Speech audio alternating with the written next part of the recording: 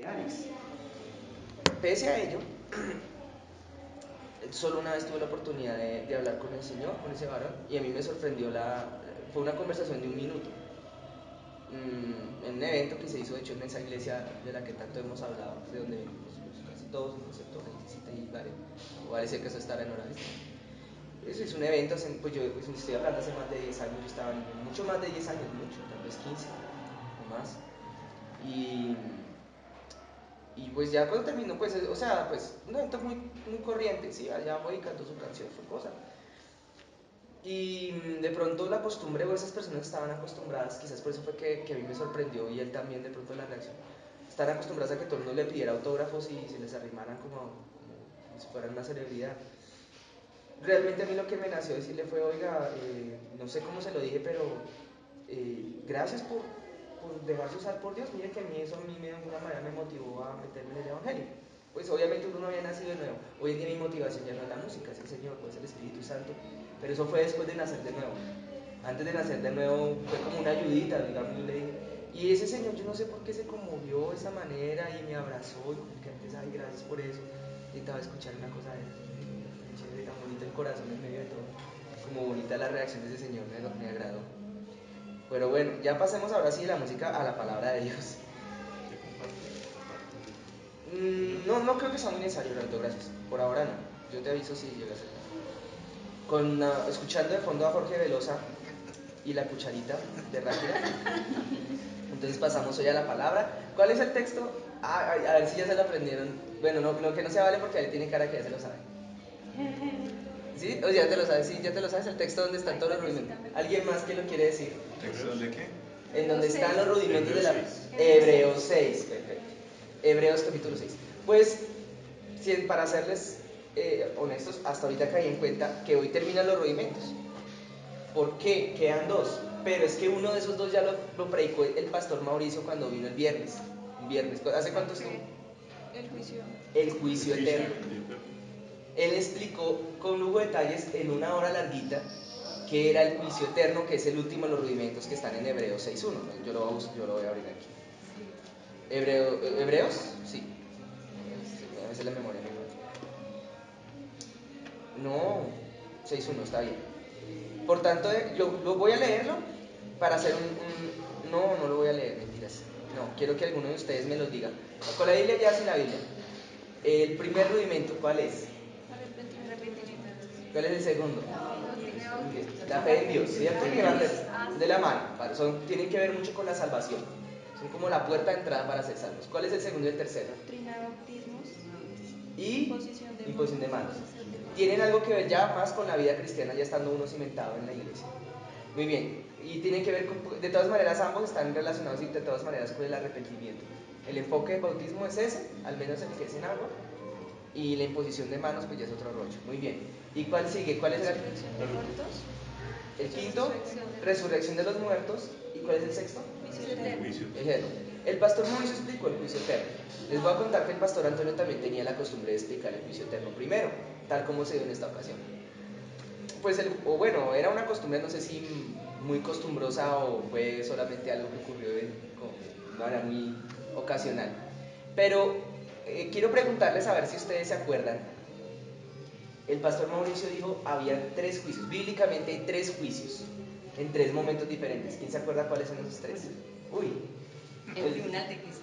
el tribunal de Cristo. Juicio a las naciones y el trono blanco. Perfecto. Ahora vamos a decirlos en orden. El primero es el trono blanco.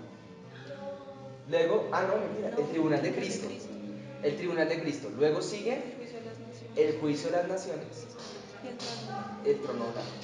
Bien. El trono blanco, vamos a mirarlo de todas maneras un poquitico. Miremoslo rapidito. Apocalipsis capítulo 21, creo. 21 y si no está, o si no 20. No, como 20.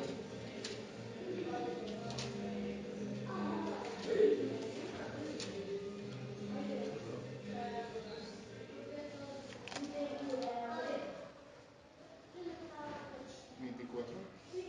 Sí, es que este rudimento del juicio eterno es absolutamente de la mano con el de la resurrección de los muertos, ¿sí? Quiero que miren Apocalipsis 20, versículo 4, ¿vale? Ahí el título, fíjense que dice los 1000 años, estamos hablando del milenio. Sí, eventos escatológicos. Y vi tronos y se sentaron sobre ellos los que recibieron facultad de juzgar. Y vi las almas de los decapitados por causa del testimonio de Jesús y por la palabra de Dios, los que no habían adorado a la bestia ni a su imagen, y que no recibieron la marca en sus frentes ni en sus manos, y vivieron y reinaron con Cristo 1000 años. Pero los otros muertos no volvieron a vivir hasta que se cumplieron 1000 años. ¿Escucharon esto último? Hubo 1000 años, pero dice, pero los otros muertos no volvieron a vivir hasta que se cumplieron 1000 años. ¿Sí se están fijando? Hay algo curioso. Está hablando que va en el milenio, por lo menos lo que está queriendo decir aquí, es que al final del milenio va a haber alguna resurrección. Porque dice otros muertos. ¿Sí se dieron cuenta? Al final del milenio va a haber alguna de las muchas resurrecciones que la Biblia plantea, de las varias. Al final del milenio. Voy a volverlo a leer para que no quede duda de ello. Los que no habían adorado a la bestia ni su imagen, y que no recibieron la marca ni en su frente ni en sus manos, vivieron y reinaron con Cristo por 1000 años. Pero los otros muertos no volvieron a vivir hasta que se cumplieron 1000 años. Esta es la primera resurrección. Entonces la palabra de Dios empieza aquí a explicar que hay primera resurrección. Y si hay primera es porque después habrá segunda. Después habrá tal vez más. Por lo menos hay una. Y dice primera. Y aquí el texto empieza a dar la sospecha de que hay como una segunda. Ahora, bueno, ahorita vamos a aclarar esto mejor porque cuando habla de la primera resurrección es que está aquí queriendo decir clarito que es cuando esos muertos vuelvan a vivir después del milenio. Entonces, bueno, vamos para allá. Versículo 6. Bienaventurado y santo el que tiene parte en la primera resurrección. Dice, bienaventurado y santo el que tiene parte en la primera. ¿Sí leyeron eso, cierto? Punto y coma. La segunda muerte no tiene potestad sobre estos, sino que serán sacerdotes de Dios y de Cristo y reinarán con él 1000 años. Entonces aquí lo que queda la palabra explícito y clarísimo es que los que reinarán con Cristo durante el milenio son resucitados en algo que aquí Apocalipsis 20 llama la primera resurrección. O sea, hay una resurrección que hay aquí en Apocalipsis 20 que se llama la primera y que es previa antes del milenio, porque dice que esos resucitados reinarán con Cristo. Esos resucitados 1000 años con Cristo. Pero dice que habrá otra. Si lo leyeron atrasitos, yo sé que está un poquito extraño la semántica del texto, pero fíjense en el verso 5 que dice que los otros muertos no volvieron a vivir hasta después de los 1000 años. Ahí están las dos, sino que la semántica es un poquito enredada, pero si tú lees con detenimiento, juntando los 3 o los 4 versículos desde el 4 hasta el 8, del 4 al 6, perdón, queda clarísimo que la primera resurrección de aquí es antes del milenio, en algún momento antes, no necesariamente cuando empiece, pero en algún momento antes. Y hay otra después del milenio. Y dice que los bienaventurados son los que resucitaron antes del milenio, porque ellos van a reinar con Cristo precisamente. Y que la muerte segunda no tendrá potestad sobre ellos. Aquí lo dice. Por lo menos eso es lo que está aquí explicitando la palabra. Ahora tenemos por lo menos 2 resurrecciones. Ahora, ¿qué tiene que ver esto con el juicio eterno que explicó el pastor Mauricio? Él dijo, bueno, hay uno que se llama el tribunal de Cristo. ¿Se acuerdan de eso? ¿Se acuerdan quiénes van a ese juicio? Los cristianos, ¿cierto? Pero no todos los cristianos. No todos. Ese es un juicio en donde se van a dar recompensas y se van a hacer como reclamos a los que de todas maneras van a estar allá en algo que la Biblia describe y le llama las bodas del Cordero. Creo que aquí hay que hacer claridad algo muy importante. Como siempre, como decían en Misión Imposible, si te llegan a atrapar, nosotros desconoceremos cualquier conocimiento de esta operación. No, yo le digo, no sé, Misión Imposible, no sola gente. Bueno, yo digo, como siempre, si algo llego a equivocarme en lo que estoy hablando, pues evidentemente le voy a pedir a mis pastores que hagan la corrección. Bueno, pero voy a tratar de ser lo más fiel posible a lo que la palabra dice, primeramente, y en concordancia también con esto, cuando alguna que otra vez escuché esta palabra al pastor Antonio y al pastor Pablo también.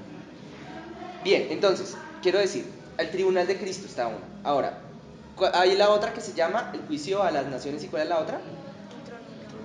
El trono blanco, ¿cierto? Bien. Ahora, vamos a mirar un poquito cada una de ellas, porque hay un juicio que en cambio uno de esos tres juicios Apocalipsis le llama el juicio final, y es uno de esos otros dos que quedaron por fuera en esta sin describir. Vamos a seguir leyendo. Versículo 7.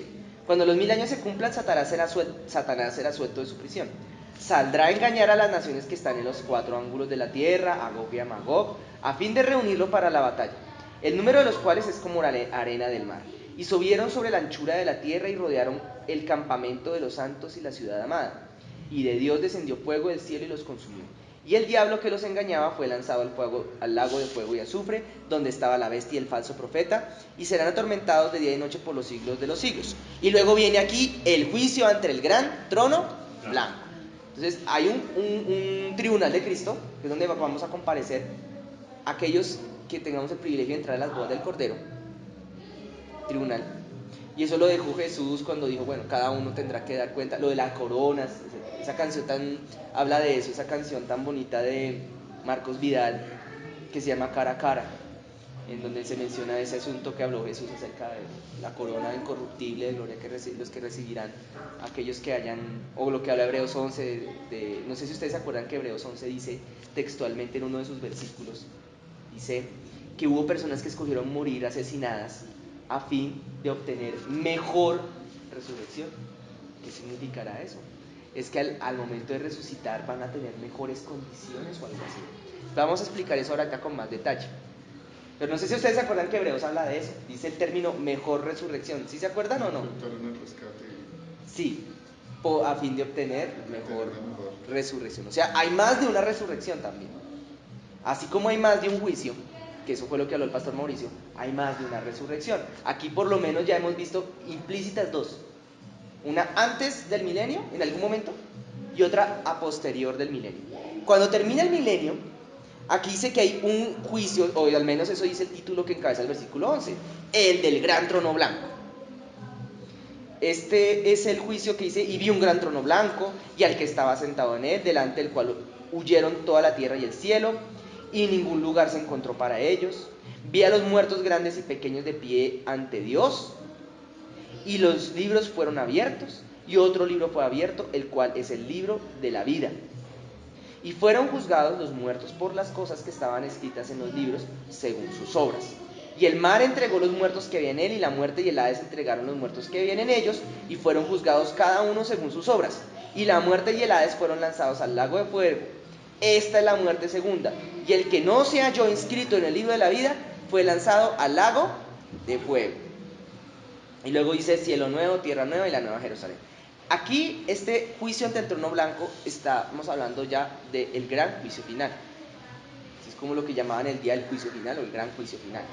Entonces tenemos aquí ya escritos el juicio, el juicio del tribunal de Cristo y el gran trono blanco. ¿Cuál es el juicio de las naciones? Pero ahí está el 9 y el 10 no hablan del juicio de las naciones. ¿Dónde? ¿Versículo 9? Dice que Satanás salió a engañar a las naciones y cayó fuego sobre ellos. ¿Del verso 9 y 10 de dónde? Ya. Y Y subieron las sobre naciones que están en los cuatro ángulos de la tierra, Gog y a Magog, y a rodearon fin el de campamento. reunirlos para la batalla, el número de los cuales es como la arena del mar. Subieron sobre la anchura de la tierra y rodearon el campamento de los santos y la ciudad amada. Y de Dios descendió fuego del cielo. Gracias, Ponchito. Aquí estaba el juicio de las naciones. Son consecutivos, ¿cierto? Sí, aquí fue lo que habló el pastor Mauricio. Exacto, aquí está el juicio de las naciones. El único que no sale aquí todavía es el tribunal de Cristo, en este texto. O sea, que se está, pues lo encontraríamos en otro lugar, de pronto en la palabra de Dios. Es más, a ese sí deberíamos buscar. A ver dónde está. Exacto. Ahora, bueno, hagamos antes de buscar, mientras que buscamos el tribunal de Cristo, espérate a ver si yo tengo aquí también. ¿Ustedes están buscando el texto? Yo voy a buscar aquí donde está el tribunal de Cristo.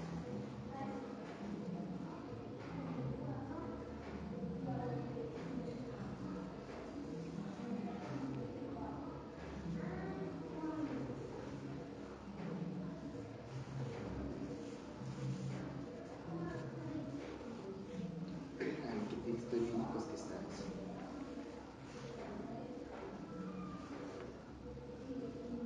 No, sí, porque todos... Segunda Corintios 5:10 hay un versículo que dice, porque es necesario que todos nosotros compadezcamos ante el tribunal de gracias, Cristo, Pochito. Listo, déjalo ahí. Es que ahorita tenemos que estudiar 2 Corintios 5. No me acordaba que estaba ahí. Perfecto, listo. Ya teniendo claro dónde está esa cita, ahora sí ya podemos explicar clarito los 3 juicios. El primero es ese, 1 Corintios 5. Lo vamos a dejar para el final, ¿listo? Porque estamos viendo vamos a empezar a ver las resurrecciones juntamente con los juicios. Ahí está el primer. Ahorita que toca leer todo 1 Corintios 5 completito. Bien, luego, ese es el que aquellas personas que sean salvas, pero no salvas, no vamos a decir solamente salvas, que tengan esa opción, ahorita lo vamos a ver allá, o que tengamos ese honor y ese fin de poder llegar a las bodas del Cordero. Allá vendrá la premiación o el regañito, ¿sí? O ambas, se premiará y se regañará. Ahorita lo vamos a explicar cuando pasemos por el texto. Luego viene el juicio a las naciones, que es aquí cuando el Señor dice, después de todo esto, que el anticristo, perdón, que el diablo es soltado después del milenio, entonces Dios juzga a las naciones y acaba con todos los ejércitos, lo que se explicaba acá. Y ahí sí el gran juicio final. Ahí en ese gran juicio final hay una resurrección, pero hay otra que viene antes que todavía no sabemos cuándo fue. ¿Está claro hasta ahí? Todavía no hemos dicho cuándo fue la resurrección, que es antes del milenio. Pero la de después de ese gran juicio de las naciones, y obviamente mucho aún más después del tribunal de Cristo, que ese será es en el momento de las bodas del Cordero, habrá ahí sí un gran juicio final, lo que aquí llama juicio del trono blanco. En ese sí, todas las demás personas que no estaban resucitadas, ahí resucitarán. Ahí sí, todo humano que haya vivido y haya existido sobre la tierra, ahí estará en pie. Ahí, mejor dicho, desde Caín adelante. Entonces, vamos a mirar ahora sí 1 Corintios. Era 1 Corintios, ¿cierto? Sí, señor. Gracias. No, Segunda. Corintios 5:10. 5, pero no, hay que leer todo el capítulo. No, mentiras. ¿Dónde? ¿5:10? Ah, gracias. Por 5:10, no, yo estaba buscando. Porque es necesario que todos nosotros comparezcamos ante el tribunal de Cristo, para que cada uno reciba según lo que haya hecho mientras estaba en el cuerpo, o sea, en la iglesia, sea bueno o sea malo. O sea, eso es para la gente que va a estar allá cara a cara, digamos, en la presencia del Señor, o al menos eso es lo que está diciendo acá. Ay, no, este no es 5, 2 Corintios 6. Espérate. 2 Corintios 7, 8, 2 Corintios. Un momento, si es segunda o primera. No, vamos, 1 Corintios. Ay, tampoco.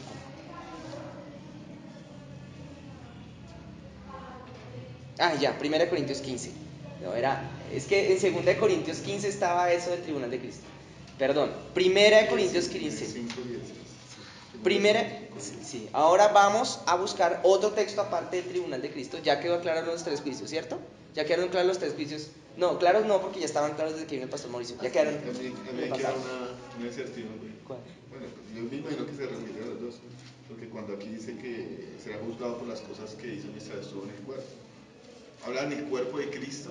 Correcto. ¿O en su cuerpo? No, en el cuerpo de Yo me Cristo. imagino en el cuerpo de Cristo, porque si habla de. Ahí confirma más o menos lo que usted dice, de la gente que va a ser salva de alguna manera, ¿no? Que va a estar en las bodas del Cordero. Entonces, mientras estuvo en el cuerpo de Cristo, Exacto. mientras estuvo en medio de la redención, mejor dicho, de Cristo. Ese texto está en 2 Corintios, ¿qué? 5:10. Espere, mira el contexto. Y te vas a dar cuenta que habla del cuerpo, se está refiriendo a la iglesia. Si miras desde el verso 6, por ejemplo. Así que vivimos confiados siempre y sabiendo que entre tanto que estamos en el cuerpo, estamos ausentes del Señor. Porque por fe andamos y no por vista. Pero confiamos, más si quisiéramos estar ausentes del cuerpo y presentes al Señor. No, leamos los demás más atrás, que empieza a hablar de eso del cuerpo. Porque sabemos que, verso 1, porque si sabemos que nuestra morada terrestre, este tabernáculo, se deshiciere, tenemos de Dios un edificio, una casa no hecha de manos, eterna en los cielos.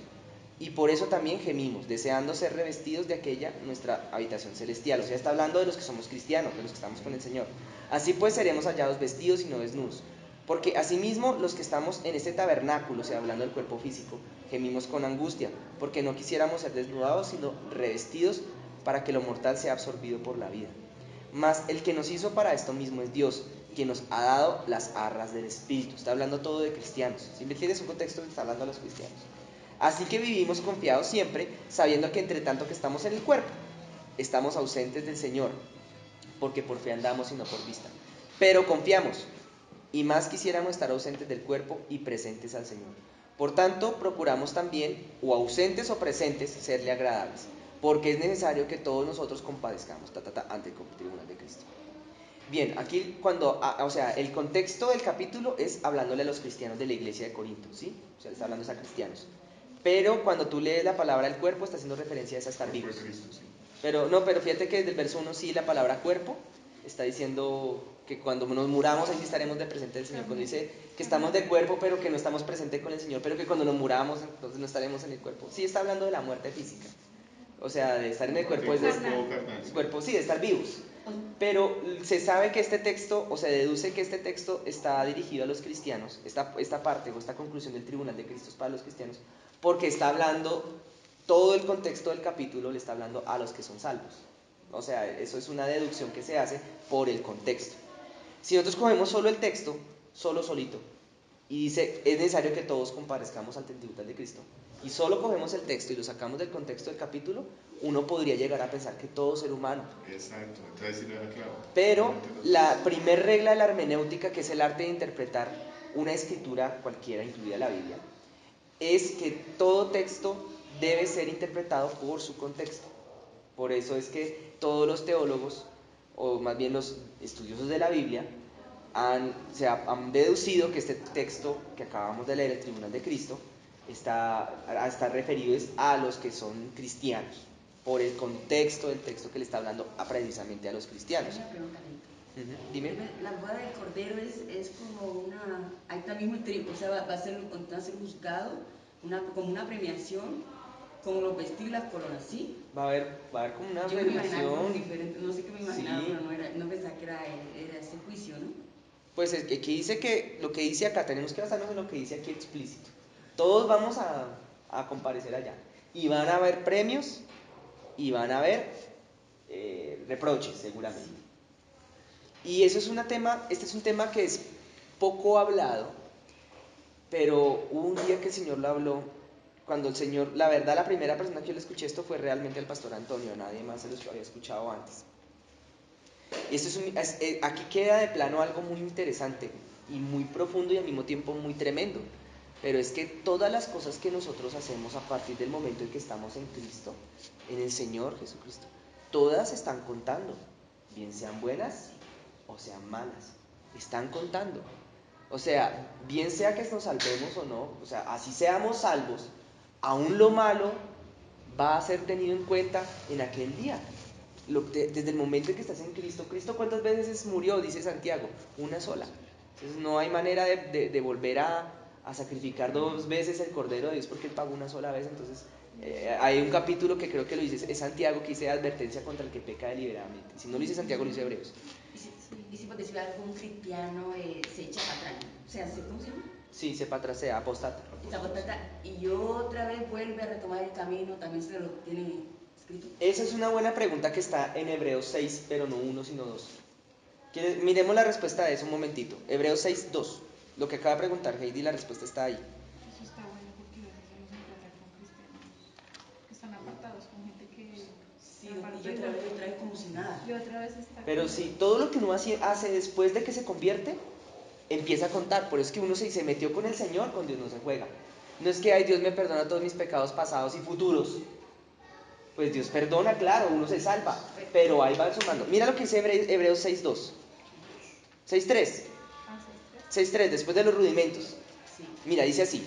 Y esto haremos si Dios en verdad lo permite.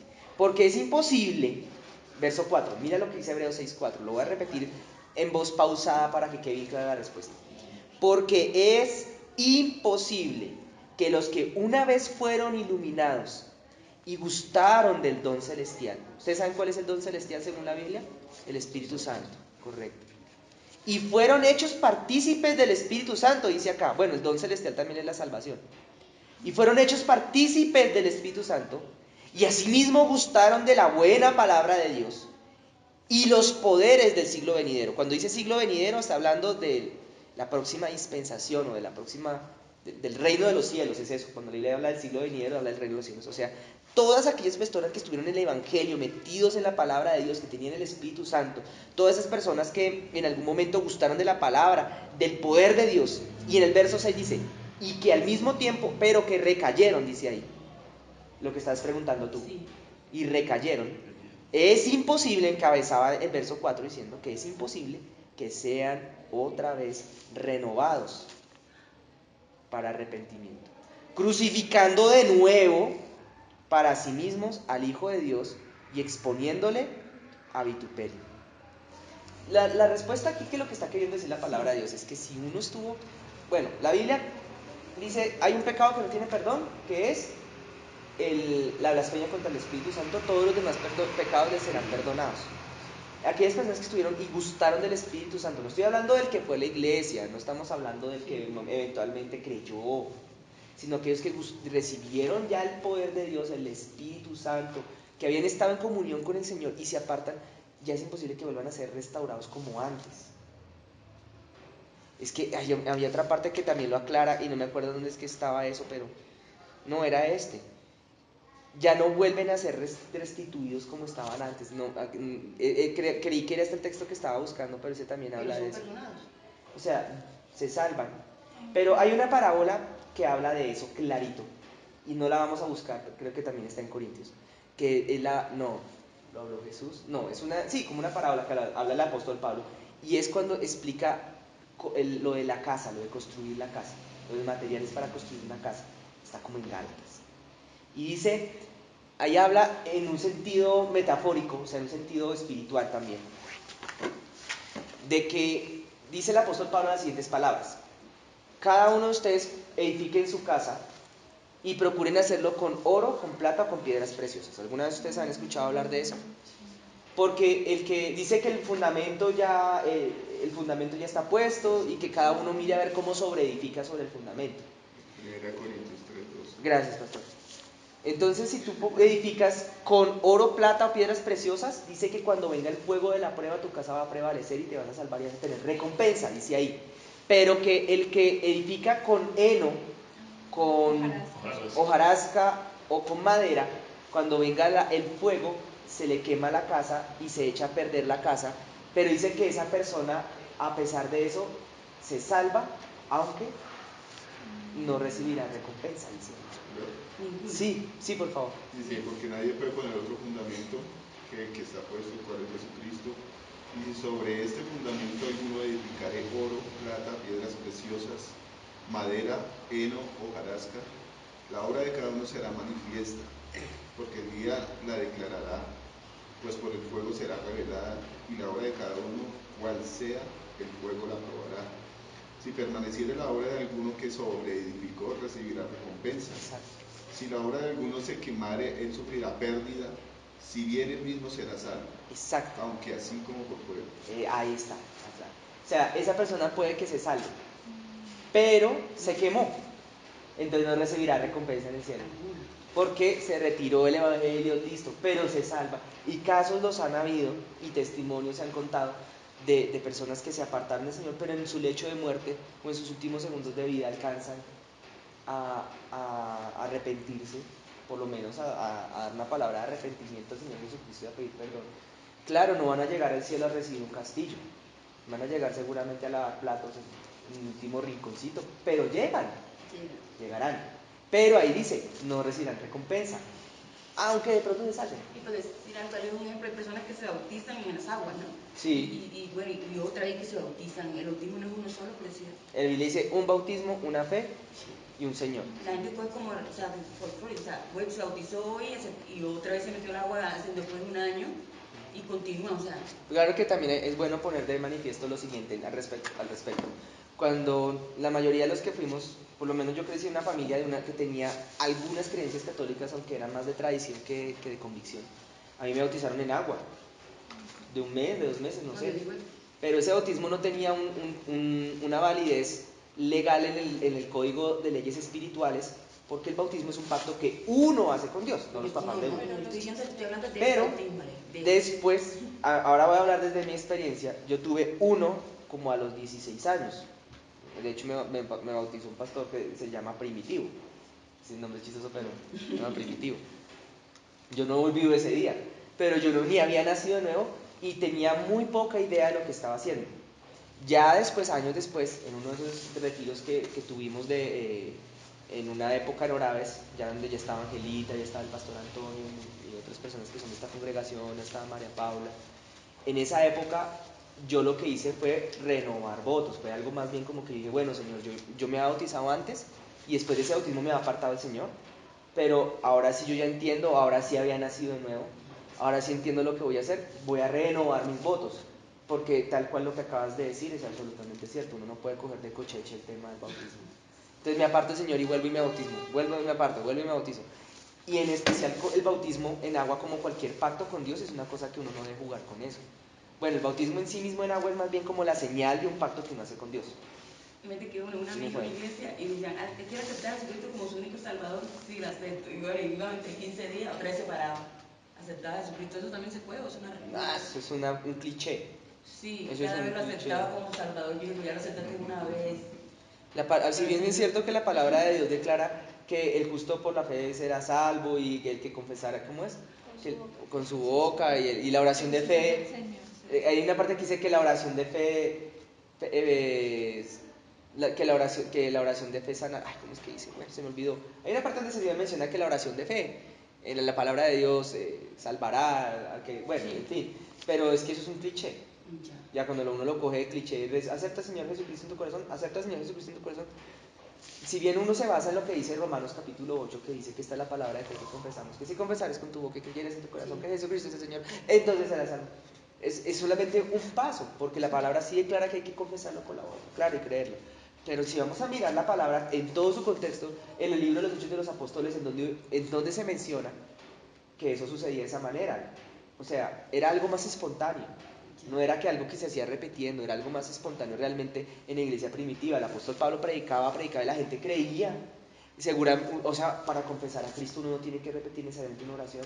Y si uno levanta las manos y dice, Cristo, oh Cristo, tu sangre me sanó, ya con eso estoy confesando al Señor. Si uno lo cree de corazón. Me hicieron repetir eso como a los 8 años, otra vez a los 15, otra vez como a los 20. Y yo hice mi repetidera, pero pues yo creo que yo fui salvo fue desde el momento en que creí. Pues ahí cuando empecé a creer. Entonces, aprovecho el comentario de Edith. Yo meto tanto mis opiniones personales en estas cosas a veces. Pero creo que en este caso no es un exceso. Dios a mí no me usa poniendo a la gente a repetir una oración de fe, sino solo me hizo hacer eso una vez y yo estaba en el mundo. Es que fue chistoso, yo estaba en el mundo y Dios me usó para ayudarle a una persona. Pues yo era mundano, pero como tenía los dones espirituales ahí funcionando, los podía usar. El resto no. Dios a mí no me ha puesto a poner a las personas a repetir. No sé por qué. De pronto es una cuestión de cómo Él me usa a mí. Como dirían algunos pastores, mi estilo, no sé. No sé.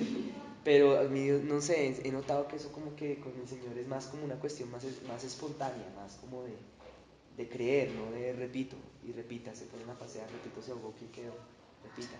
Sí, no. Ya se vuelve como un ritual, ¿no? Sí, un ritual. Sí, hay que confesarlo. Yo creo más en el poder de la confesión que uno hace en medio de la adoración, por ejemplo, porque es más, cuando es sincera, ¿no? Porque también hay adoraciones que parecen ritos, adoraciones que se vuelven son rituales. Sí, la cantada de la cantadera. Sí, entonces Cordero de Dios, Cordero. No, pues esa se vuelve ya, no la han escuchado, ¿no? Sí, entonces bueno, ya gracias por las preguntas, volvamos a la palabra para terminar esto. Ahora sí volvamos a 2 Corintios. 2 Corintios. ¿Qué capítulo fue que dije hace un rato? 12. Ay, ¿cuál 15. era? 2 Corintios 15. No hay. Es 1 Corintios 15. 1 Corintios 15, gracias Angélica. El título dice la resurrección de los muertos. Ahora sí vamos a hablar todo en ordencito, pues no podemos ahondar demasiado en el tema porque es extenso, ¿sí? La palabra de Dios declara en este 1 Corintios, pero al final del 16, si mal no estoy, por allá más adelantito. Ay, no me acuerdo en dónde está. No, mentiras, aquí no estaba. Se me perdió. Bueno, hay un texto también en alguna de las de Corintios. Antes de leer el capítulo 15 quiero comentarles. Hay un texto bíblico que dice así. todos todos, más no todos dormiremos, como es que, ahora se me perdió, ay Señora, ilumíname, que dice que en un abrir y cerrar de ojos, dice así, como ladrón, dicen Tesalonicenses, no sé qué dicen. es al final de una de las cartas, al final de una epístola, una carta, al puro final, Es al final. dice que este es un misterio, que no todo, o sea, que todos, No todos dormiremos. no todos dormiremos. Dice que será un abrir de ojos, así como también lo hablaba Jesús. Abrir y cerrar de ojos. Y dice que ahí da una clave importantísima, dice a la final trompeta. 1 Corintios 15:51. Ay, si estaba aquí. Aquí dice, que aquí os digo un misterio, no todos dormiremos, pero todos seremos transformados. En un momento, en un abrir y cerrar de ojos, al final de la trompeta, porque se tocará la trompeta y todos los muertos serán resucitados incorruptibles. Pilas con eso, para ahí. Pilas y nosotros seremos transformados. Pilas con esto. Dice que a la final trompeta. En Apocalipsis, ¿cuántas trompetas hay? ¿Saben ese número? 7. En la última trompeta va a ocurrir esto que está hablando aquí el apóstol Pablo. Es en la séptima. Cuando se toque la séptima trompeta, la palabra está mencionando que no todos morirán, pero sí todos serán transformados. Está hablando del rapto, el arrebatamiento. El arrebatamiento, el rapto, va a ocurrir es en la séptima trompeta. Aquí lo dice clarito. Se tocará la última trompeta, la final trompeta, la postrer trompeta. Y dice, y los muertos serán resucitados incorruptibles. Vamos a leer ahora sí el capítulo completo para entender este tema mejor, ¿vale? Lo voy a leer rápidamente. Verso 1. Además os declaro, hermanos, el evangelio que os he predicado, el cual también recibisteis, en el cual también perseveráis, por el cual asimismo si retenéis la palabra que os he hablado o predicado, si sois salvos, si no creísteis en vano. Porque primeramente os he enseñado lo que asimismo recibí, que Cristo murió por nuestros pecados conforme a las Escrituras y que fue sepultado y que resucitó al tercer día conforme a las Escrituras y que apareció a Cefas y después a los 12. Después apareció a más de 500 hermanos a la vez, de los cuales muchos viven aún y otros ya duermen. Cuando aquí hablan duermen, ¿qué está refiriéndose? Muerte física. Muerte física. Pero que son salvos, o que hay algo salvaje. Después apareció Jacobo, después a todos los apóstoles, y al último de todos, como un abortivo, se me apareció a mí, dice Pablo. Porque yo soy el más pequeño de los apóstoles, que no soy digno de ser llamado apóstol, porque perseguí a la iglesia de Dios. Pero por la gracia de Dios, soy lo que soy, y su gracia no ha sido en vano para conmigo. Antes he trabajado más que todos ellos, pero no yo, sino la gracia de Dios conmigo. Porque sea yo o sean ellos, así predicamos y habisteis creído. Pero si se predica de Cristo que resucitó de los muertos, ¿quién resucitó de los muertos aquí? Cristo. Como dicen algunos que entre vosotros que no hay resurrección de muertos. ¿Quiénes eran los que decían que no hay resurrección de los muertos? ¿Ustedes saben? ¿Se acuerdan? Los saduceos. Era la segunda secta después del fariseísmo. Que, dicho sea de paso, Jesús les dijo a los saduceos, ustedes erráis. A los fariseos Jesús nunca les dijo erráis. A los fariseos, al contrario, a los fariseos Jesús dijo, ellos tienen la doctrina correcta, hagan lo que ellos dicen, pero no sigan el ejemplo de ellos. Y Jesús le daba duro a los fariseos porque era lo que tenían la doctrina correcta. Los saduceos la tenían mal. Por eso Jesús le decía a los saduceos, erráis. Porque los saduceos le preguntaban a Jesús, ay, entonces supuestamente hay resurrección de muertos. Ay, entonces ¿cómo van a hacer con los matrimonios allá? Entonces Jesús les dijo, erráis porque desconocéis la palabra de Dios y desconocéis el poder de Dios, les dijo. Ustedes no saben, ni conocen el poder de Dios, ni conocen la palabra y por ustedes erráis.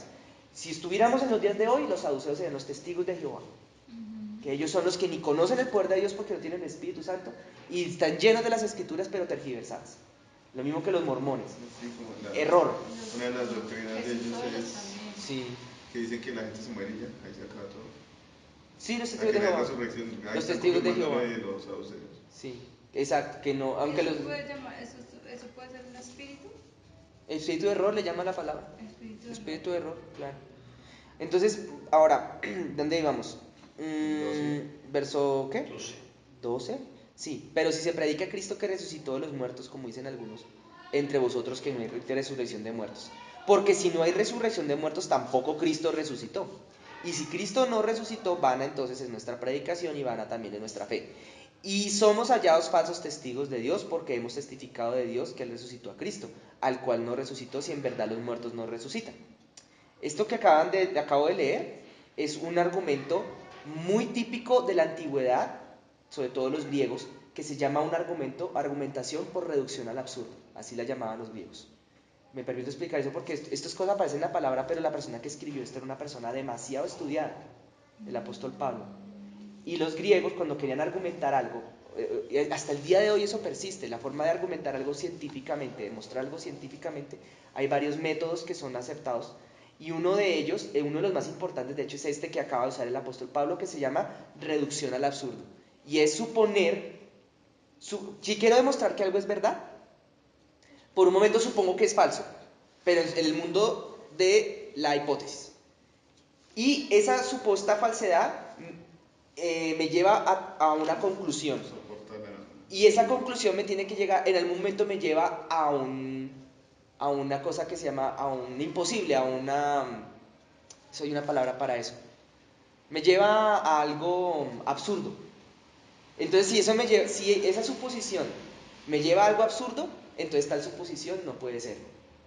Entonces, esa es la forma de demostrar que algo es verdad. Primero suponer que esa verdad entonces no es cierto. Entonces, si no hay resurrección de los muertos, entonces ¿por qué Cristo está vivo? Es absurdo. Si está vivo, si muchos lo vieron. Entonces, uno dice, no, esa suposición de que no hay resurrección de muertos está equivocada. Sí hay resurrección de los muertos. Eso pilas porque es que, ¿saben por qué de pronto Señor me permite hablar desde esto? Porque estos temas ya se empiezan a meter en el terreno de algo que los teólogos le llaman la apologética, que es la defensa de la fe. Y la apologética, a veces los testigos de Jehová, a veces los mormones, sobre todo más los testigos de Jehová, sacan las cosas de contexto y otras veces no comprenden que, por ejemplo, aquí se está haciendo es una reducción al absurdo, que era una técnica de demostración que usaban los griegos. Porque Pablo era romano y era al mismo tiempo judío. Entonces a veces Jesús, por ejemplo, dice, bueno, no me quiero ir por las arandelas, pero es que los testigos de Jehová a veces se interpreta la palabra de una manera muy a la guachapanda y por eso sacan esas doctrinas como tan erradas. Muchas cosas de sus doctrinas están tan mal. Sigamos, verso 16. Porque si los muertos no resucitan, tampoco Cristo resucitó. Y si Cristo no resucitó, no, eso ya lo leímos. Verso 18. Entonces también los que durmieron en Cristo perecieron. Si en esta vida solamente esperamos en Cristo, somos los más dignos de conmiseración de todos los hombres. Más ahora, ese sería como un pero, Cristo ha resucitado a los muertos. Aquí es donde llega el absurdo. La demostración se llama reducción al absurdo. Pero Cristo sí resucitó. Entonces la hipótesis inicial era falsa. O sea, eso de que no hay resurrección, hay que desecharlo. Cristo sí resucitó. Y mira lo que dice acá, después del punto y coma. ¿Qué dice ahí? Primicias de los que durmieron es hecho. Pilas con este texto, que este texto es importantísimo. Aquí dice que Jesucristo, Él es una cosa que aquí llama primicia. ¿Sí lo ven ahí? Ahí dice que Él es primicia. ¿Qué es una primicia en el término de las cosechas? Lo primero que uno... O sea, aquí está hablando que de todas las resurrecciones, Él es la primicia. Pilas con eso. Él. Es el primero que resucita. Sí. Del rudimento de la resurrección de los muertos, Cristo es lo primero, la primicia. Él es la primera etapa. Él es la primera etapa. Ahora mira lo que dice después, verso 21. Porque por cuanto la muerte entró por un hombre, también por un hombre la resurrección de los muertos. Porque así como en Adán todos mueren, también en Cristo todos serán vivificados. Pero cada uno en su debido ¿qué? Orden. ¿Se acuerdan de Apocalipsis que decía que iba a haber una resurrección después del milenio? Y justo después de esa resurrección venía el juicio del gran trono blanco y que iban a ser abiertos los libros y que toda la gente... ¿Sí se acuerdan de esa? ¿Sí se acuerdan lo que vimos hace como media hora, 40 minutos? Bien. Aquí dice cada uno en su debido orden. Cristo. ¿Sí es que dice ahí? Cristo. Y ahora viene una coma. ¿Qué dice después de Cristo? Las primicias. Las primicias. Punto y coma. Luego, los que son de Cristo en su venida. Aquí hay una cosa que mejor dicho tiene que tener aquí. Esto es un versículo súper clave. Y el 24, ¿cómo empieza? Luego, el fin. Y luego, el fin. cuando entregue el reino al Dios y Padre, cuando haya suprimido todo dominio y toda autoridad y potencia. ¿Se acuerdan del juicio de las naciones? ¿Se acuerdan de eso? Cuando haya suprimido todo dominio, toda autoridad y toda potencia. Ahora, ese es el juicio de las naciones. Ahora, ponle bolas, vienen, porque después del juicio de las naciones hay una resurrección que habla Apocalipsis. Aquí empieza entonces. El orden es, del primero es Cristo. Luego dice las primicias, ¿cierto? Luego los que son de Cristo. Los que son de Cristo en su venida. ¿Es la primera resurrección? O sea, los que se fueron No, pero es raptados. que ahí da como otra, porque las primicias sería otra resurrección. Porque aquí se lee distinto en esta versión. Dice Léelo. todo en su debido tiempo. Primero Cristo, después, cuando Él vuelva, resucitarán los que creyeron en Él. Luego vendrá el fin del mundo, cuando Cristo derrotará todas las autoridades y a todos los poderes y le entregará el reinado a Dios el Padre. Bien, ese está más claro. Sí, y no es que este esté en contradicción, lo que pasa es que aquí Cristo coma y luego después de la palabra las primicias hay un punto y coma. Y ese punto y coma ya no es de numeración, sino de otra cosa. Ahora sí me estoy lamentando no haberme traído la Biblia en griego. Yo la tengo en el Nuevo Testamento en griego, sería súper clarísimo leerlo. Ahí lo tengo en la casa, lo voy a buscar. ¿Cómo sale ese texto en griego? Que despeja más las dudas. Claro. Pero entonces según esto, vamos ahora sí a... Según esto, lo que estaba... Vuélvelo a leer rapidito, ese texto que acabas de leer. Dice, todo es, bueno, ay, se me perdió. Versículo 23. 23. Cada uno resucitará a su debido tiempo. Primero Cristo, después, cuando Él vuelva, resucitarán los que creyeron en Él. Perfecto, para ahí, para ahí. Cristo, aquí en esta versión Reina Valera, Cristo coma las primicias es como lo mismo. De hecho, lo acabamos de leer. Decía, Cristo es las primicias. Cristo es la primicia. Esa es la primera, ahí está el primer punto, digamos que podríamos decir que es como la resurrección inicial. Cristo. Luego, en su venida, todos los que ¿qué? Creyeron en Él. Bien, ahora hay que entrar en eso. ¿Se acuerdan que unos cuantos versículos más adelante, habíamos leído hace un ratico que Ramito lo encontró, que decía que no todos dormiremos, pero todos sí seremos transformados a la postrer trompeta? Esa es la venida de Cristo. Hay que tener algo aquí aclarar. Una cosa es la venida de Cristo y otra cosa es cuando Cristo venga a hacer ese gran juicio a las naciones. O sea, cuando venga el Armagedón y venga así a atacar a todo eso que hablaba el Señor, habló aquí por muchos días a través del pastor Mauricio, el pastor Don Carlos.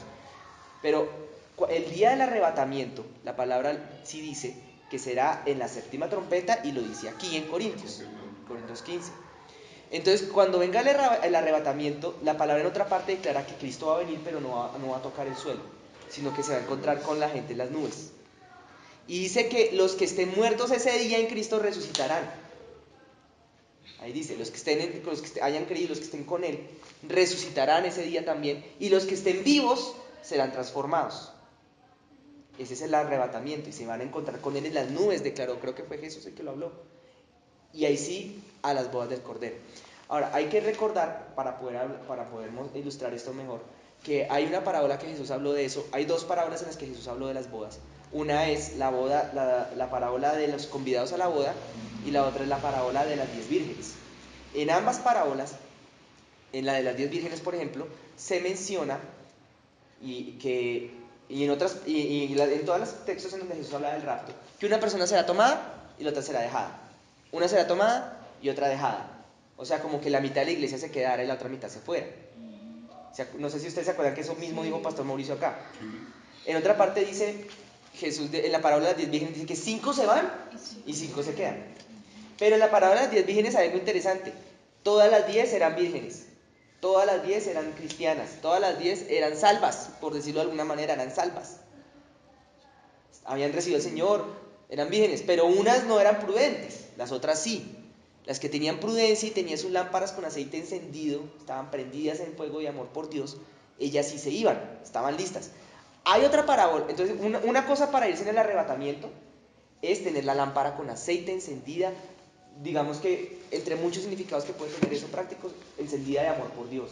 La lámpara del fuego de la unción del Espíritu Santo, tener una vida de oración propia, una vida de lectura de la palabra propia, de comunión con el Espíritu Santo. El que no tiene comunión con el Espíritu Santo le toca estar tomando prestado el Espíritu Santo de los demás.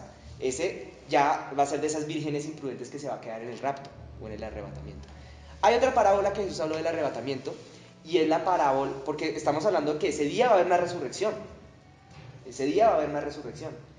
Hay otra parábola que habla del arrebatamiento, es el de las bodas, los convidados a las bodas.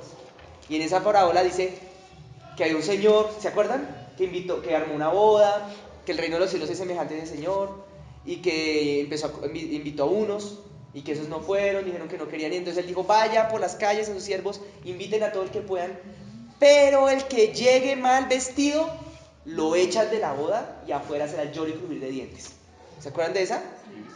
O sea, otro requisito para entrar a las bodas del Cordero es estar bien vestido. Uno, tener lámpara con aceite, y otro, estar bien vestido.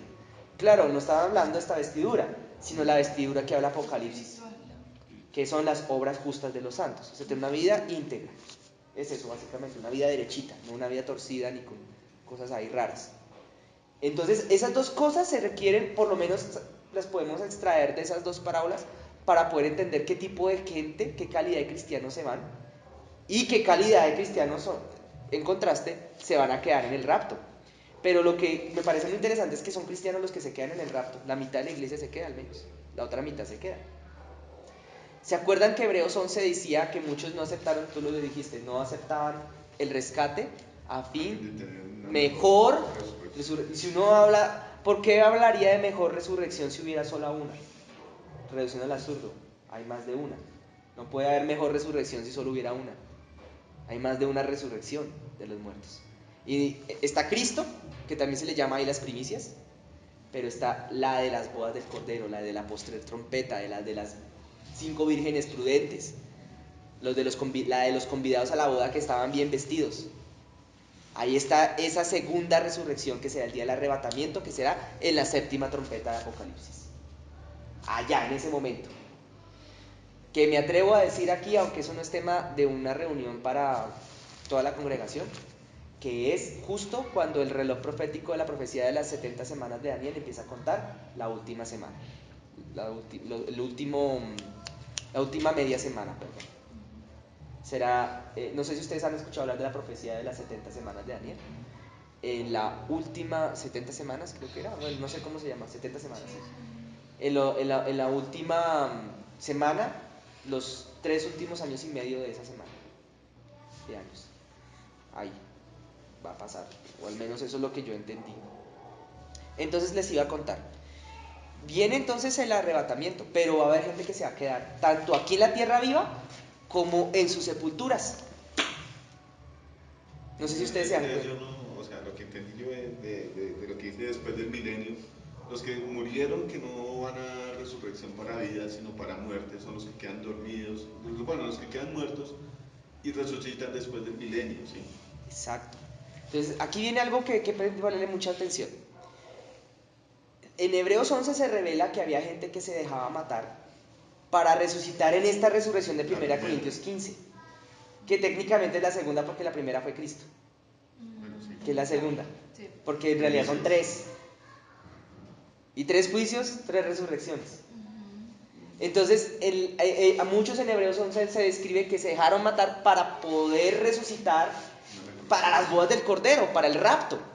Porque hay muchos cristianos que todavía creen que el día del rapto se van a levantar todos los que eran cristianos, creyentes. No, solo las vírgenes prudentes resucitarán ese día. Vírgenes prudentes, así hayan muerto en el Señor, no van a las bodas del Cordero si no murieron con su lámpara llena. Se salvan, sí, seguramente serán salvos más adelante, pero no van a entrar a las bodas del Cordero, porque no eran de esas 5 vírgenes prudentes, así estén muertas. Claro, el que esté vivo ese día, si es virgen prudente, la misma ley, se va en el rapto, pero vivo, transformándose en el camino, y el que no, pues se quedará vivo, cristiano, pero se quedará ya sin aceite o tal vez con sus vestiduras sucias, o sin aceite, una de las dos. No sé si haya más parámetros para quedarse. Pero esos dos son los que en este momento se me vienen a la mente de las dos parábolas cuando Jesús habló de bodas. Entonces, ¿qué pasa? Hay una tercera resurrección que acabamos de leer en Apocalipsis. Y era la última donde se abren los libros. ¿Ustedes se acuerdan que había una última? Sí.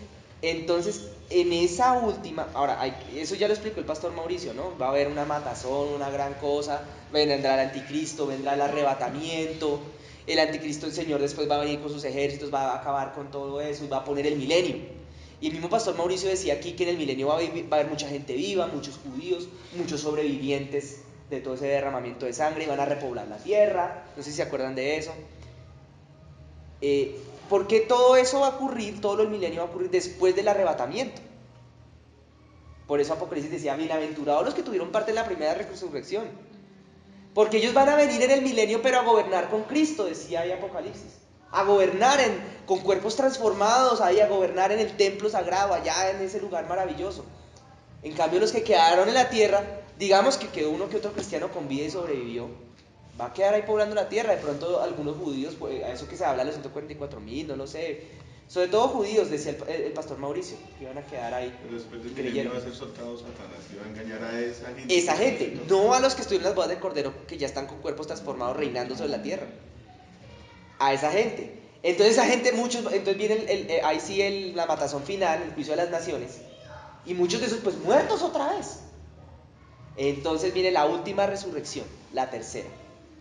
Y ahí sí en esa, porque la primera era la de Cristo solamente, la segunda, la del arrebatamiento para las bodas del Cordero. Ahí sí viene la última, en donde resucitará todo ser humano habido y que haya existido hasta ese momento. Ahí sí. Entonces ahí es donde viene el punto. Las vírgenes las vírgenes de la parábola, que no eran prudentes, si lograron retener, limpiar sus vestiduras, no sé, de alguna manera, llegar hasta ese punto, o que habían muerto antes del arrebatamiento, pero no eran cristianos de pronto que no tenían las vestiduras limpias, o que no eran prudentes, que no se fueron en el rapto, sí resucitarán ese día. Y ahí sí se abrirá el libro de la vida. Porque ahí lo dice, el bienaventurado, etcétera, etcétera, fueron encontrados en el libro de la vida. Se abrirán los otros libros. ¿A qué se referirá Apocalipsis con otros libros? Pues a la vida de cada uno. El libro donde se están anotando las cosas de la vida de cada uno. Entonces, a ver, ¿quién está en el libro de la vida? Fulano. ¿Quién? A ver, ¿el libro de la vida qué es? Pues donde están anotados. Por eso esa oración que se fue inventada a principios del siglo XX o a finales del XIX, que decía, por favor escribe mi nombre en el libro de la vida.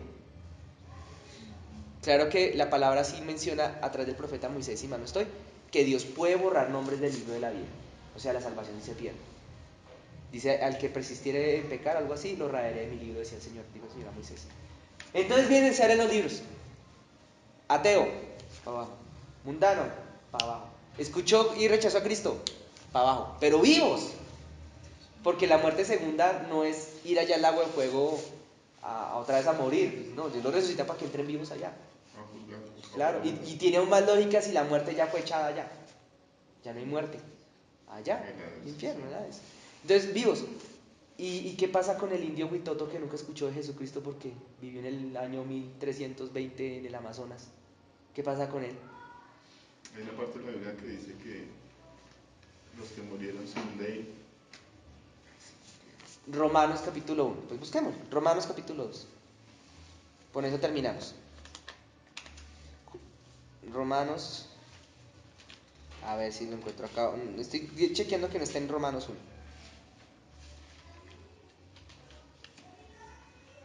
Ay, Romanos 3 no. Ay, se me perdió Romanos 2. El justo juicio de Dios. Por lo cual, dice acá, eres inexcusable, hombre. Quien quiera que seas tú que juzgas. Pues en lo que juzgas a otro te condenas a ti mismo, porque tú que juzgas haces lo mismo. Mas sabemos que el juicio de Dios contra los que practican tales cosas según verdad. Ay, no, espérate, no es acá. Ay, ¿qué se me hizo? Espérate. No, ese es un regaño a los judíos. El 12. 3:12. Todos los que sin ley han pecado, sin ley también perecerán. Y todos los que bajo la ley han pecado, por la ley serán juzgados. ¿En dónde? ¿Qué versículo? Romanos 2:12. 2:12. No, pero ese no es el 2. versículo que está Pero debe estar cerca. Los judíos y los griegos. Ay, sí, estaba ahí, gracias, Ponchito. Leámoslo desde el 2. Porque todos los que sin ley han pecado, sin ley también perecerán. Y todos los que bajo la ley han pecado, por la ley serán juzgados. O sea que en la resurrección de los muertos, el juicio del trono blanco, va a resultar personas que nunca escucharon la ley de Moisés, que nunca les hablaron de Cristo. Y Dios les va a decir, sin ley pecaste, sin ley para el infierno. Ese día van a resucitar judíos. Bajo la ley pecaste, por la ley serás condenado. Pero mira lo que dice a continuación en el verso 13. Porque no son los oidores de la ley los justos ante Dios, sino los hacedores de la ley serán justificados. Porque cuando los gentiles, ¿cuando quiénes? Los Huitoto, los indios Cherokee por allá de los Estados Unidos, cualquier persona que ha vivido sobre la tierra que nunca hubiera escuchado el Evangelio ni le hubieran hablado de él, que no tienen ley, hacen por naturaleza lo que es de la ley. ¿Hacen por qué cosa? Naturaleza. Todo ser humano tiene una naturaleza de la ley de Dios porque está escrita en su interior. Y eso está escrita aquí en su interior. Dice acá, lo que es de la ley, estos, aunque no tengan ley, son ley para sí mismos. Por decir algo, los que nacen especiales. Son como niños, ¿no? Depende de qué punto pierdan, pero aquí aplicaría lo mismo. Aplicaría la misma ley. Un niño especial nunca no entiende, de una u otra forma no entiende. Pues la conciencia de pecado es la que trae, sí. El 15 creo que lo afirma. Mostrando la obra de la ley escrita en sus corazones. ¿Sí ven lo que les estaba diciendo? La obra de la ley escrita en sus corazones. ¿Ustedes por qué creen que en la mayoría de culturas del mundo uno sabe que está malo robar, uno sabe que está malo asesinar? O sea, dando testimonio, aquí es interesante, su conciencia y acusándoles o defendiéndoles sus razonamientos en el día en que Dios juzgará por Jesucristo los secretos de los hombres conforme a mi evangelio. O sea, esas personas que nunca jamás en sus vidas tuvieron un contacto con el evangelio de Jesucristo o con el pueblo de Dios en la antigüedad, ellos no van a tener excusa, ellos no van a poder alegar, es que a mí nunca vino nadie a hablarme de Jesús. No, Dios les va a decir, miren, ustedes, su juez no va a ser Cristo. Porque Cristo sí dijo que sus palabras, Jesús dijo, mis propias palabras os juzgarán a vosotros. Pero el juez de ellos van a ser sus propias conciencias y su abogado va a ser sus razonamientos. El problema es que ¿qué es más difícil? O sea, ¿qué es más fácil para ir al infierno? ¿Tener de juez la conciencia o tener la gracia de Jesucristo? Pues obviamente es mucho más sencillo irse al infierno cuando la conciencia es el juez de uno. Pero dice, no hay excusa porque había ley escrita en los corazones de ellos. Entonces cada uno conforme a su ley, a la ley que hubiera tenido en su propio corazón. Quiero meter la cucharada de Sí, pronto. Yo veo a Heidi como que tiene otra pregunta. No quiere una pregunta de Pero ¿sabes qué pasa? Yo he escuchado, me parece que no sé si fue el pastor Antonio o el pastor Mauricio, Sí. que la conciencia es una parte del espíritu que Dios puso en nosotros. Entonces, cuando el versículo dice que la conciencia es la que da testimonio, es que esa parte del espíritu da testimonio de lo que uno hizo. Claro. Si es salvo o no, pues en caso de las personas que no jamás escucharon el evangelio o la ley de Moisés, ¿no? Claro, totalmente. Entonces, la conciencia es la que lo hace reaccionar a uno si uno está haciendo mal o bien, ¿no? Entonces, esa parte, tengo entendido que es una parte del espíritu que Dios puso en nosotros, es una parte del Espíritu Santo. Esa es la duda que tengo. Del Espíritu Y esa de es Dios. la que juzga a una persona que no ha escuchado el evangelio. Es la que juzga si está haciendo bien o está haciendo mal. El Es aliento de vida. el razonamiento de cada persona, ¿no? Sí, creo que lo que tú quieres decir es esa parte del aliento de vida que tenemos a nosotros, ahí viene como ese tema de la conciencia. Viene incluida. Sí. Ahora yo tengo una pregunta, pues siempre me la he hecho, ¿no? ¿Será que cuando, bueno, estamos aquí en esta iglesia pequeña, ¿sí? Pequeña, pues la mitad dice que es así. Sí. ¿Será que uno allá se conoce con la otra persona o uno ya no sabe nadie? Totalmente lo primero. Y eso a preguntas bíblicas, respuestas bíblicas. Jesús lo dijo en la historia del joven rico y Lázaro. Ahí lo dice claritico. Había un joven rico y había un tal Lázaro. Sí. Lázaro, el pobretón, bueno, uno dice así, el que andaba mendigando, el que andaba muy pobre, y que ambos murieron Sí. y fueron llevados allá al lugar a donde iban antes, porque ahora los que son salvos no van allá, que es el Seol o el Hades, en griego o en hebreo respectivamente, o hebreo y griego respectivamente, y llegaban allá, y entonces se encontraban y dice que se podían ver, se podían hablar el uno al otro, se podían reconocer, tanto que el joven rico le dijo, Lázaro, Lázaro, ayúdame, coja un poquito de agua y póngamelo acá que tengo mucha sed, así sea una gota de agua en la boca que me muero de sed. Y Lázaro le dijo, no, no se puede. Y que allá estaba Abraham. Lo que pasa es que Cristo cuando llevó cautivo a la cautividad, cuando fue allá, los 3 días que estuvo muerto al final, lo sacó de allá y lo llevó al paraíso, juntamente con el hombre que tenía uno de los ladrones que tenía a uno de sus 2 lados. Se los llevó para el paraíso. Pero antes todos iban allá, pero el lugar tenía una separación. Y esa separación se podían ver y podían hablar, pero no podían tener contacto alguno. Eso ya no existe, ¿cierto? La parábola dice que era el lugar de consuelo, ¿no? Que Sí. era consolado Lázaro ahí y Exacto. el rico era atormentado. Era atormentado. Ahora, el lugar de tormento persiste, porque todo aquel que muere sin Cristo no va al infierno todavía. Y eso sí es una cosa que no se habla mucho. El que no muere en Cristo no va al infierno bíblico.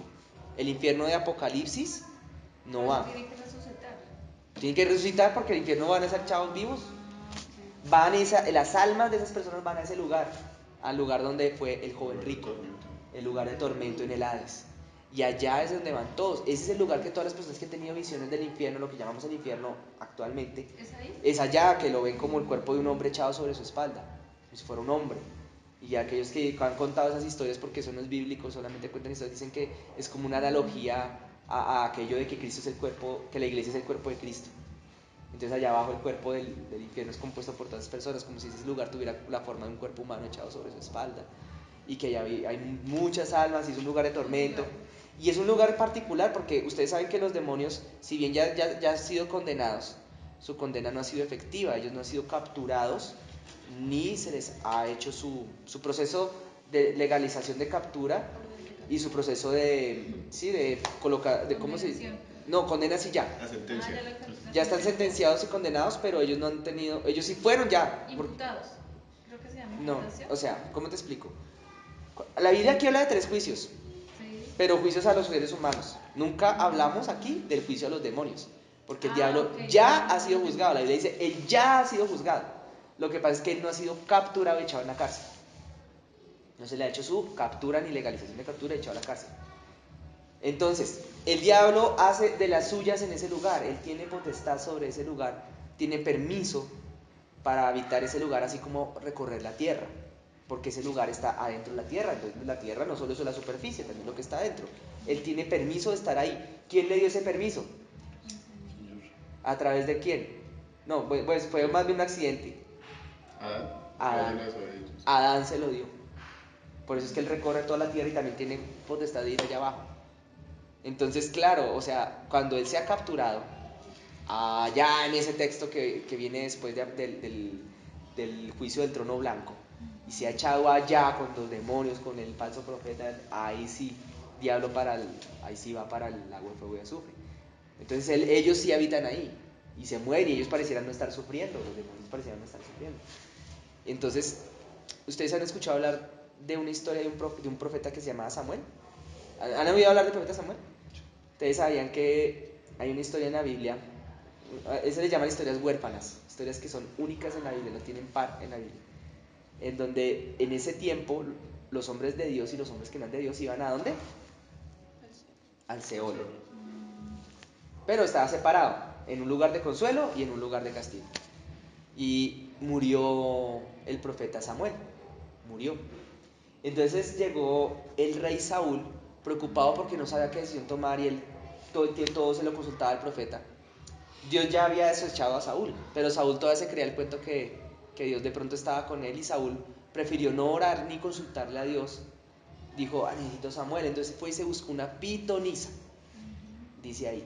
Y la pitonisa, como las hay hasta el día de hoy todavía, por ejemplo, un ejemplo clarísimo de una pitonisa, la película El fantasma del amor. No, a ver, no sé nada. Sí, sí. ¿Ghost? Ghost. La sombra. Las de nuestra. La sombra. Ah, sí. Sí. ¿Cómo era? Las moneditas subiendo por la puerta.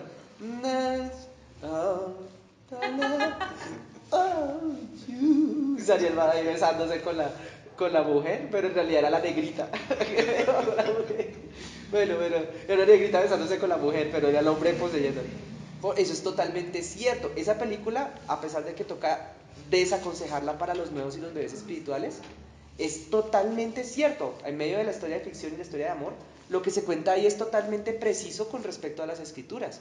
Porque el hombre bueno muere, bueno, el hombre no, lo único que era que no había aceptado a Cristo, pero el bueno, digamos que el bueno de la historia muere, resulta que lo asesinan, que cae por allá, no sé, en una obra, en un ascensor, una vaina toda loca. Y el malo cuando muere al final de la película se lo llevan los demonios, tal cual, para abajo. Eso es terrible. En cambio el bueno muere y él se quiere, entonces llega la pitonisa, la mujer, él consulta a la pitonisa, tal como en los tiempos de Saúl. Y hay espíritus, o sea, sí. Las Sí. que son espíritus. Entonces la pitonisa tienen esos demonios que tienen esa habilidad, esa potestad de traer almas de allá. Eso ocurre hasta el día de hoy. Y eso es una cosa de las más abominables a los ojos de Dios, que Dios prohíbe eso. Consultar a los muertos. Exacto. Sí, pero entonces lo que hacen, o sea, porque una vez Elizabeth me preguntaba algo así, porque vimos, o sea, estábamos pasando canales y vimos una propaganda sobre eso. Y una señora que hacía eso, entonces ella me decía, mami, pero ¿por qué ella hace eso si se supone que la persona está ya muerta? Porque ¿Sí? su alma nunca deja de existir, ¿no? El alma nunca deja de existir, el alma sigue teniendo memoria, el alma Pues, sigue ¿sabes qué recordando. escuché yo, Pero Alejo? el alma se va, o sea, en ese momento, por ejemplo, como lo que estamos hablando ahorita, el alma se va para ese lugar, Sí, sea de tormento o de reposo. Exacto. Bueno, no, hoy en día ya el lugar de reposo allá abajo no lo hay. Bueno, El que ya está, ya el lugar si de es en reposo Cristo, está dormido. en Cristo está allá arriba, en el paraíso, dijo Jesús. Ah, en el paraíso. Sí.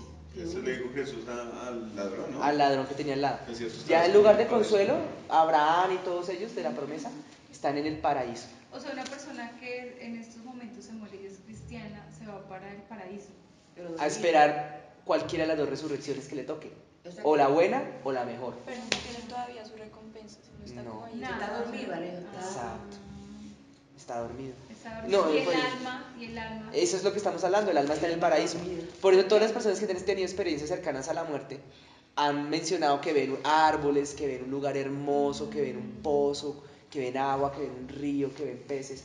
Yo sí me voy a atrever aquí y con el permiso de mis pastores Mauricio y Antonio, y ojalá, si no me equivoque con lo que voy a decir, les recomiendo la película que se llama Ah, sí. La Cabana. Ujú. Porque eso sí me pareció absolutamente, bueno, el tema del espíritu de sabiduría, ese sí me pareció como extraño, pero todo lo demás absolutamente, bueno, y que le pone al Espíritu Santo un nombre por ahí todo raro y muy extraño. Pero de resto todo. El paraíso es así. Mi esposa tuvo la oportunidad de tener un sueño en el paraíso y es así como lo narran todos. La única vez que yo vi un sueño también, árboles, bosques, agua. O sea, sí existe. Flores, sí Pero lo hay. y la pregunta que yo tengo con respecto a eso es si se hace lo que hizo Saúl, o sea, si una persona va y consulta supuestamente, entre comillas, y pues se hace bueno, lo que ellos hacen allá, o sea, eso es posible, o sea, el alma, si estando allá o en el infierno, Bueno, no sé si estando Ay. arriba no lo sé, Pero no, yo le- pero abajo pasa. Y Yo pasó en le- los tiempos de Saúl y con Saúl que era salvo, por decirlo así, con Samuel que era salvo, pasó. ¿Y por qué crees que Dios prohíbe consultar a los muertos si no es porque fuera nosotros posible? hace poquito nosotros escuchamos algo sobre ese asunto, que nos decía la pastora que el pastor Antonio Yo que escuché ellos un habían hecho una comentario sobre reflexión eso, Pastor sobre eso. Antonio. Sí, cuenta. Él decía, no sé si fue al Pastor Antonio o a Mauricio, que él decía que los demonios adoptaban las características de las otras personas Ah, que y es ellos verdad. venían. Pero entonces a mí, o sea, es como una especulación, ¿no? Pero pues se da el tema. De pronto en los tiempos de Samuel, sí existiría esa posibilidad de que ellos estuvieran en el Gracias. seno de Abraham y subieran, ¿no? Gracias por mencionarlo. Mira, Pero ya digamos que el Señor Jesucristo tomó la cautividad. No, o sea, para mí yo digo que de pronto no es que suban, sino ya puede ser un demonio, porque es que mucha gente dice que, sí. ay, yo vi a mi abuelita muerta y vino y me habló, Gracias por pero alguna vez mencionarlo. escuché ese Mira, comentario de que yo tomaban te las voy aquí características. al respecto, no puedo dejar una posición. Ahí sí toca Sí, toca con el Señor. estudiar. Pero te voy a dar la posición del pastor Mauricio y la posición del pastor Antonio, que es la misma mía. Creo que la del pastor Antonio, creo. Y es que toda ley tiene una excepción. Pero la del pastor Mauricio yo lo recuerdo como si fuera ayer. Él lo dijo, pero hace como 13 años. Lo dijo en un lugar, yo estaba presente y dijo, yo creo que son demonios. Todo el fenómeno paranormal son demonios, personificando a las personas muertas. Sí, esa es la posición, al menos hace 13 años, del pastor Mauricio. La que yo le escuché al pastor Antonio es, sí, puede que sí en la mayoría de los casos, pero puede que hayan excepciones en las que ocurra lo del espíritu pitónico.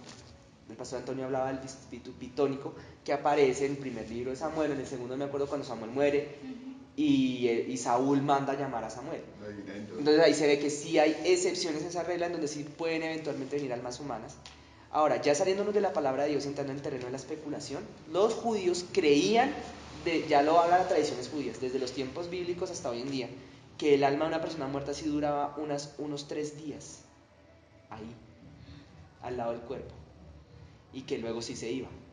Y que era supuestamente, eso ya es una tradición judía, esto no es que sea bíblico, no sabemos si es verdad o no, que era por eso que la familia de Lázaro había perdido la esperanza al 4.º día, porque dijeron ya el alma ya se fue, ya el cordón de plata se terminó de romper, ya no hay nada que hacer. ¿Sí saben qué es el cordón de plata, verdad? No. Eclesiastés capítulo 3 habla del cordón de plata. Eclesiastés capítulo 3 es un discurso sobre la muerte. Entonces, no sé si está en el 3 o en el último de Eclesiastés. No, debe estar en el último capítulo de Eclesiastés. Es un discurso sobre la muerte, sí, ya me acordé. Empieza hablando de la juventud y luego empieza a hablar de la muerte. Y cuando habla de la muerte, empieza a describir todo lo que pasa cuando uno muere. Que primero que los ojos se ciegan, que luego se vuelve cieguito, que luego se ve viejito, que no sé qué. Y luego dice cuando mueras. Y entonces empieza a decir que cuando mueres se rompe el cordón de plata. Ahí lo dice y eso yo siempre he pensado que era un tema de brujos. No, lo que pasa es que esa gente maneja cierta sabiduría, cierto nivel de sabiduría. Pero eso es bíblico.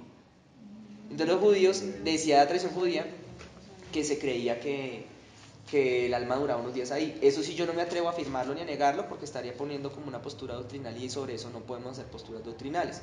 Sobre eso solo estábamos en el terreno de la especulación. Lo mismo si alguien vio al abuelito, si era el abuelo o era un demonio, no tenemos cómo saberlo. Yo alguna vez me pasó exactamente ese ejemplo, a mí me pasó, exacto, el del abuelito. Yo le pregunté, abuelito, ¿y su merced dónde está? ¿Vio a Jesús? Y él se ponía a llorar. Yo interpreté que no. Que porque lo vi, si era él o era un demonio tampoco lo supe, pero yo lo vi, pues en un sueño. Mi mamá vio a mi abuela que murió 10 años antes de que yo naciera. Mi mamá la vio y se le apareció, pero no en un sueño, despierta. Se le sentó en la cama. Pues imagínense cómo quedó mi mamá, pues pegada al techo. Porque mi mamá sí que tuvo muchas experiencias con chukis, pero muchísimas antes de ser cristiana. Se le apareció y mi mamá, imagínense que uno ve a la mamá muerta sentándose en la cama.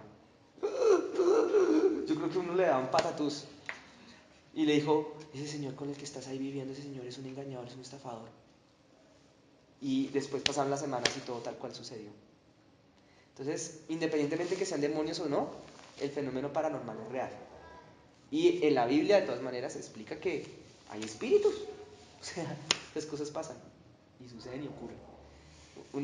Para terminar el tema, que está bastante interesante, pero muy apasionante, pero realmente tiene muy poca aplicabilidad en la vida de uno como cristiano, ¿no? Hablar de la muerte o de los muertos y a dónde van y eso. No, es útil.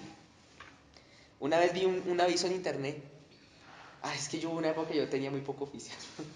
Yo terminé mi jornada laboral allá en la universidad donde trabajaba y me esperaba 2, 3 horitas a que mi esposa saliera del trabajo que trabajaba al lado. Entonces yo me ponía a googlear, a mirar en Google. Yo tuve una época así medio ociosa. Y había una cosa que se llama Yahoo Respuestas. Y había gente que preguntaba, una persona desesperada, perdón, los mocos, preguntaba desesperada que por favor alguien que le ayudara con una brujería que le estaban haciendo, pero que por favor que no fuera una respuesta judío-cristiana, sino que fuera una respuesta metafísica, porque él se había dado cuenta de que los demonios existen porque le movían los objetos en la casa y le apagaban la luz, pero que por favor no fuera una respuesta cristiana. O sea, como chistoso, ¿no? Me parece a mí chistoso porque hay más conciencia de la realidad del mundo espiritual de lo que uno creería. Pero a pesar de ello hay muchísima incredulidad respecto a Jesucristo y al poder de Dios. Porque el poder de Dios tristemente ha estado retenido por la misma iglesia. ¿Sí? O sea, si el poder de Dios estuviera un poco más al alcance de aquellas personas incrédulas, quizás serían más crédulas. De pronto, ¿no? Por eso Jesús decía, estas señales, no hablaba solo de milagros, sino de señales, de cosas espirituales. ¿No? Que en la iglesia no, de pronto no hemos entrado en ese tiempo, en ese mover de que las cosas espirituales sean más reales y más vivas. Entonces la gente sí cree en lo paranormal, pero no cree en Dios. Porque han presenciado más el poder de las tinieblas, pero no el poder de los cielos. Entonces ahí terminan todos los 7 rudimentos de la fe. ahí terminan todos. Ay, es que 7, los 6, todos los 6 rudimentos de la fe. Hasta ahí fueron. No, no hay más. Ya todo lo que venga de acá es no rudimentario. Aunque hay muchas cosas igual que se podrían hablar, muchísimas. A mí me encantaría, esa palabra no la debo usar, no es tan apropiada. Bueno, me gustaría mucho hablar de los dones y los ministerios, pero no, el Señor me dijo que no. Entonces te quería preguntar, Pochito, si tú en 8 días puedes dar la palabra. Si estás preparado, más bien es la pregunta, si estás listo.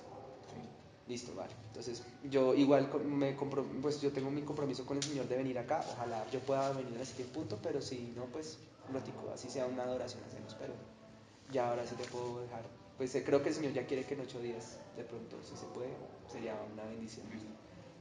Y, y cuando el Señor me dé permiso, de pronto, lo que Él diga, ¿no? Lo que Él diga. Es que ese tema de los dones y ministerios me parece tan bonito. Pero me parece que debería ser como algo para más adelante. Lo necesitamos. De pronto lo vamos a necesitar más bien. Y listo, ahora sí oremos. Ay, no, me falta preguntar algo. Esta mañana me hicieron una pregunta. Una profesora dijo, ¿entendieron? Todos así. ¿Alguna pregunta? Y dijo unas palabras que yo uso mucho. Dijo, hay 2 razones por las cuales uno no pregunta nada. O porque entendió todo perfectamente, o porque no entendió ni papa. Pero mire que hoy sí guardas preguntas. Entonces sí es que estábamos asimilando las cosas, las estábamos digiriendo. Eso da para uno quedarse meditando días y días y días y días. Vamos a orar más bien. Padre precioso, gracias Señor por esta noche y por esta tu reunión y por dejarnos a todos nosotros estas cosas, Señor, en nuestro corazón, en nuestro pensamiento, en nuestra alma también. Señor, te bendecimos por este día, Señor, te bendecimos por esta semana, Señor, te bendecimos también por este culto que viene el domingo, por la oración de mañana, por la reunión de oración del martes también, Padre. Acompáñanos a todos nosotros los que servimos en esta tu casa siempre, Señor, y a todos a los que no están aquí también, Señor, bendícelos, a los que servimos primeramente te lo quiero pedir, bendícelos económicamente y bendícelos familiarmente y dales paz y mucha salud, Padre. Y danos, Señor, porque yo también sirvo en esta casa. Y a los que no, Señor, también ahora te pido por ellos para que les traigas crecimiento espiritual también, igual que a nosotros. Y bendición, Señor. Ayúdanos, mi Rey, a crecer, ayúdanos, mi Rey, a entender lo tuyo, andar en tu presencia, como dice tu palabra que andaba el profeta, caminar en tu presencia, caminar en tu espíritu, Señor, todos los días de nuestra vida, que tu espíritu sea, Señor, nuestra retaguardia y sea lo que nos rodea, Señor, en todo momento, Señor. Guárdanos y protégenos en este día, llévanos en seguridad donde nos vayamos, mi Rey, y te damos todas las gracias, Señor Dios Todopoderoso, por esta reunión en este día. En el nombre de Jesús. Amén y amén.